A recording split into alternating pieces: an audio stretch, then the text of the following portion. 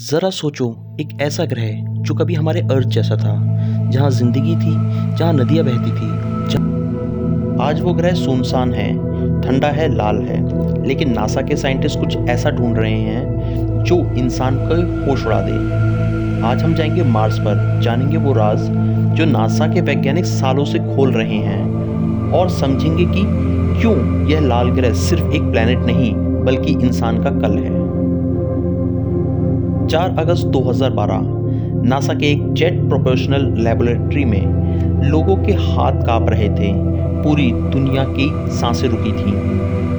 Curiosity rover, एक car के size का रोबोट, मार्स पर लैंड करने वाला था, एक ऐसी टेक्निक से जो पहले कभी ट्राई नहीं की गई थी, स्काई क्रेन,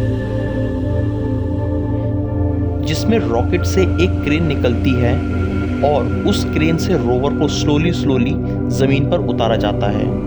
एक गलती और $2.5 बिलियन का मिशन बर्बाद। लेकिन सब कुछ सही रहा और जब कंफर्मेशन आया तो नासा के हेडक्वार्टर में लोग खुशी से रोने लगे। क्यूरियोसिटी का मिशन था एक सवाल का जवाब ढूंढना, क्या मार्स कभी हैबिटेबल रहने योग्य रहा है? और क्यूरियोसिटी ने जवाब दिया, हाँ, मार्स कभी हैबिटेबल था। क्यूरियोसिटी ने गेल क्रेटर में लैंड किया, जो काफी पहले एक झील था, पानी से भरा हुआ, और उस झील का पानी इतना साफ था कि हम इंसान उसे सीधे पी भी सकते थे। यह बात खुद नासा के साइंटिस्ट डॉक्टर जॉन जॉर्जिनर ने प्रेस कॉन्फ्रेंस में कही थी। जमीन में मिले क्ले मिनरल जो सिर्फ तब बनते हैं जब पानी होता है। जमीन में था sulphur, nitrogen, hydrogen, oxygen, phosphorus, carbon, जिंदगी के लिए जरूरी सारे तत्व। और 2018 में एक और बड़ी खबर आई। क्यूरियोसिटी ने जमीन में 3 अरब साल पुरानी एंशिएंट ऑर्गेनिक मॉलिक्यूल्स खोजी। यह मॉलिक्यूल्स कार्बन से बनी होती हैं, जिंदगी इनमें जरूर होती है।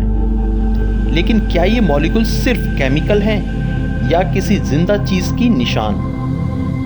यहां से शुरू होती है एक और मिस्ट्री। मीथेन, एक सिंपल गैस, एक कार्बन एटम, 4 हाइड्रोजन एटम। धरती पर मीथेन बनती है 2 चीजों से, या तो जीवित ऑर्गेनिज्म या वोल्केनिक एक्टिविटी। क्यूरियोसिटी ने मार्स की हवा में मीथेन डिटेक्ट की। यह बात इतनी सरप्राइजिंग थी क्योंकि मार्स में तो कोई एक्टिव वोल्केनो भी नहीं है, तो ये मीथेन कहां से आई? और भी हैरान करने वाली बात, मीथेन का लेवल स्टेबल नहीं था, कभी ज़्यादा कभी कम, दिन में बदलता था, सीजन के साथ बदलता था। कई साइंटिस्ट का मानना है मार्स का सरफेस के नीचे बर्फ और रॉक्स के बीच में कुछ माइक्रोवेव्स हो सकते हैं, बिल्कुल वैसे ही जैसे हमारे समंदर के नीचे जियोथर्मल वेंट्स पर मिलते हैं। और यहाँ एक और डिस्कवरी जोड़ लो, मार्स रिकॉन्सिनेंस ऑर्बिटर ने मार्स के साउथ पोल के नीचे एक बड़ी अंडरग्राउंड लेक डिटेक्ट की। लिक्विड वाटर, बर्फ नहीं, अप्रॉक्सीमेटली 20 किलोमीटर वाइड सरफेस से 1.5 किलोमीटर नीचे। इतनी ठंडी जगह में लिक्विड पानी कैसे? क्योंकि वहां काफी सॉल्ट है, परक्लोरेट सॉल्ट, जो पानी के फ्रीजिंग पॉइंट को गिरा देता है। धरती पर भी ऐसी लेक हैं, एंटार्क्टिका के ग्लेशियर के नीचे, और उनमें जीवित माइक्रोवेव मिलते हैं। तो क्या मार्स के अंडरग्राउंड लेक में भी? अभी तक हम नहीं जानते। यह स्टोरी ट्रेजिक है। एक वक्त था जब मार्स भी अर्थ जैसा था, blue sky, liquid ocean, thick atmosphere, warm atmosphere. NASA के मल्टीपल मिशंस ने कंफर्म किया मार्स पर कभी एक वास्ट नॉर्थर्न ओशियन था, इतना बड़ा कि अगर आज होता तो मार्स की नॉर्थर्न हेमिस्फीयर का बड़ा हिस्सा डूब जाता। फिर क्या हुआ? मार्स के कोर ने काम करना बंद कर दिया। धरती का कोर आज भी लिक्विड है।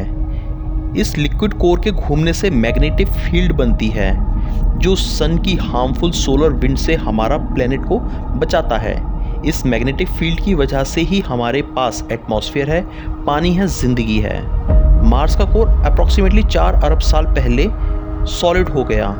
मैग्नेटिक फील्ड खत्म हुआ तो सोलर विंड ने डायरेक्टली मार्स के एटमॉस्फेयर पर अटैक किया।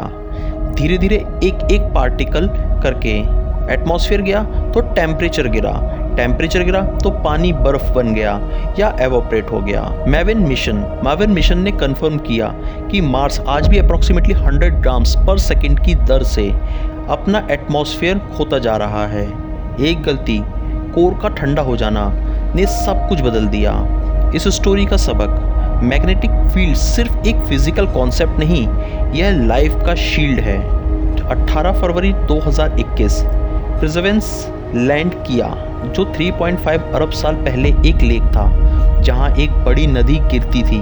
साइंटिस्ट ने यह जगह इसलिए चूज की, अगर कभी मार्स पर जिंदगी थी तो रिवर डेल्टा सबसे बेस्ट जगह होती है फॉसिल्स प्रिजर्व करने के लिए। परसिवरेंस ने शुरुआत की एक एक्सपेरिमेंट से जो फ्यूचर बदल देगी। मॉक्सी, इस टोस्टर साइज मशीन ने मार्स की थिन CO2 एटमॉस्फेयर से ऑक्सीजन बनाई, सिर्फ कुछ ग्राम्स। लेकिन कॉन्सेप्ट प्रूवन हो गया, जो इंसान मार्स पर जाएं, उन्हें अर्थ से ऑक्सीजन नहीं लानी पड़ेगी, वो वहाँ पर बना सकते हैं। फिर आया एक और मूवमेंट जिसने हिस्ट्री में जगह बना ली। 19 अप्रैल 2021 परसिवरेंस के साथ गया एक tiny helicopter Ingenuity, 3 feet tall, 4 pound weight, और उसने मार्स की सरफेस से ऊपर उठाया। पहली फ्लाइट सिर्फ 39 सेकंड की थी, बस 3 मीटर ऊपर। लेकिन यह 39 सेकंड इंसानी हिस्ट्री में हमेशा के लिए दर्ज हो गई। पहली बार किसी दूसरे ग्रह पर कंट्रोल्ड पावर फ्लाइट। नासा ने इसे wait Brojen movement on Mars कहा, और सच में था। व्रिट ब्रदर की ओरिजिनल प्लेन का एक कपड़ा इंजेन्युटी में लगा था, ट्रिब्यूट की तौर पर। इंजेन्युटी सिर्फ 5 फ्लाइट्स के लिए डिज़ाइन किया गया था। उसने 72 से ज़्यादा सक्सेसफुल फ्लाइट की और आखिरकार जनवरी 2024 में परमानेंटली लैंड कर गई। उसने साबित कर दिया कि हेलीकॉप्टर मार्स एक्सप्लोरर पर कर सकते हैं। परसिवरेंस ने ज़ियोर्ज़ा क्रेटर में कुछ और भी खोजा, रॉक्स जिसमें ऑर्गेनिक मॉलिक्यूल्स और मिनरल टेक्सचर्स मिले जो बायोलॉजिकल प्रोसेस के कंपैटिबल हैं, मतलब वो टेक्सचर्स जो माइक्रोवेव्स बनाते हैं। क्या ये कंफर्म प्रूफ है? नहीं, लेकिन इतना प्रॉमिसिंग था कि नासा ने डिटेक्ट किया। इन रॉक्स को अर्थ पर लाना पड़ेगा। मार्स सैंपल रिटर्न मिशन 2030 में प्लान है। पहली बार मार्स से कोई असली रॉक हमारे लैब्स आएंगी और शायद उस दिन हम कंफर्म कर सकेंगे। अब आते हैं उस सवाल पर जो सबको चाहिए, क्या मार्स पर कभी जिंदगी थी? सर्कमस्टांशियल एविडेंस बहुत हैं। पानी था, केमिकल थे, मिनरल्स थे, ऑर्गेनिक मॉलिक्यूल्स हैं, कंडीशंस हैबिटेबल थी, लेकिन डायरेक्ट प्रूफ, फॉसिल्स, DNA, कोई सेल अभी तक नहीं। सैंपल रिटर्न मिशंस का इंतजार है, और अगर मिल गई तो चाहे एक छोटी सी फॉसिल भी, तो इसका मतलब होगा कि यूनिवर्स में लाइफ सिर्फ अर्थ पर नहीं है। यूनिवर्स में 200 बिलियन गैलेक्सीज हैं, हर गैलेक्सी में 100 से 400 बिलियन स्टार, और आज हम जानते हैं कि हर स्टार के पास में प्लैनेट हैं, हैबिटेबल प्लैनेट्स हैं बिलियंस में। अगर लाइफ इतनी कॉमन है कि एक सुनसान मार्स पर भी आई थी, तो यूनिवर्स भर में भी लाइफ होगी। और अगर नहीं मिली तो यह जवाब भी उतना ही इम्पोर्टेंट है कि लाइफ कितनी रेयर है, कितनी स्पेशल है, कितनी प्रीशियस है बचाने के लिए। दोनों आंसर एक दूसरों से ज़्यादा स्टनिंग है। अभी इस वक्त जब आप यह सुन रहे हो, मार्स पर प्रिजर्वर रोवर अकेला है, कोई जवाब नहीं, कोई जिंदगी नहीं जो हम देख सकें। बस एक रोवर है जो धीरे धीरे चल रहा है, रॉक्स कलेक्ट कर रहा है, फोटोज ले रहा है, और वो हमें सिग्नल भी भेज रहा है, मैं यहाँ हूँ, मैं यहाँ ढूंढ रहा हूँ। एक दिन शायद 2030 में इंसान के पहले कदम मार्स की ज़मीन पर पड़ेंगे, और वो क्या देखेगा? शायद हम जानेंगे कि हम अकेले नहीं हैं, या शायद हम जानेंगे कि अर्थ हमारा ग्रह इतना रेयर है, इतना ज़रूरी है बचाने के लिए। दोनों आंसर इंसानियत को हमेशा के लिए बदल देंगे, और तब तक मार्स इंतज़ार कर रहा है।